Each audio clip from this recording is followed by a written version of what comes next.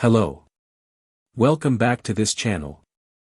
In this video, I'll show you how to check your CPU performance on Windows step by step. Don't forget to like this video and subscribe for more helpful tech tutorials. Let's get started. First, right-click on your taskbar and select Task Manager.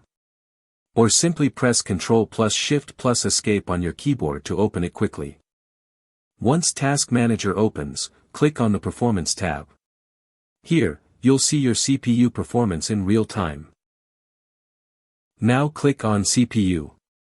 You'll see your CPU usage percentage, speed, number of cores, and how hard your processor is working. If your CPU usage is low, it means your system is running smoothly. But if it stays very high, especially above 80 to 100%, your PC may start to lag or slow down. To see what is affecting your CPU performance, click on the Processes tab. Here, you can identify apps or programs using high CPU power. If any app is using too much CPU, you can right-click it and select End Task to improve performance.